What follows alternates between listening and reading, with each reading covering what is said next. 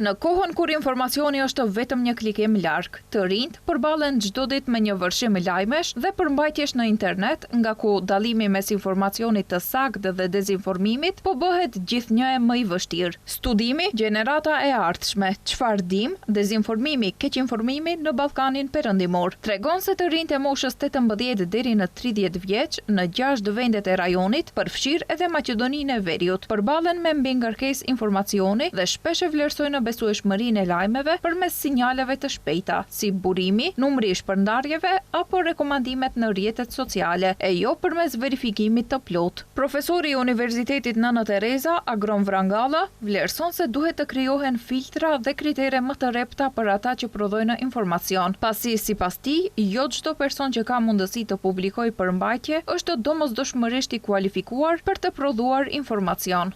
Ma merr mendja që është shumë e rëndësishme që të krijohen filtra ose të krijohen kritere pak më të rrepta për ata që prodhojnë informacion.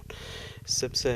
keni parasysh, unë dhe ju mund të dim të gatuajmë diçka në kuzhinë, por nuk jemi shefa kuzhine, ose mund të dim në aspekt shkencor të flasim për atone, elektrone, protone, por nuk jemi ekspert të fizikës kuantike.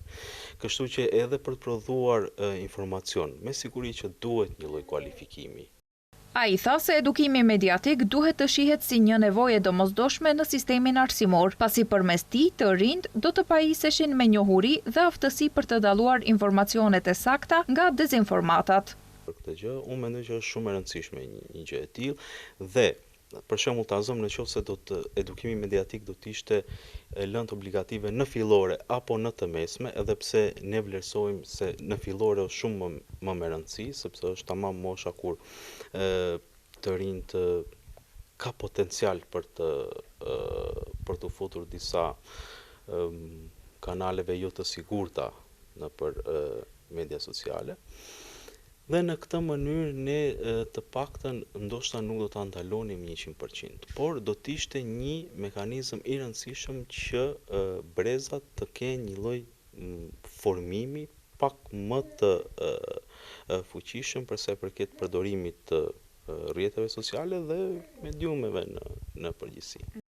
Ai theksoi se mungesa e njohurive bazë për verifikimin e informacionit shpesh çon në krijimin e një ambienti të kontaminuar mediatik, ku lajmet e rreme dhe dezinformatat mund të përhapen më lehtë. Prandaj, sipas tij, formimi i brezave të rinj me kulturë mediatike mbetet një nga hapat kryesor për një shoqëri më të informuar dhe kritike.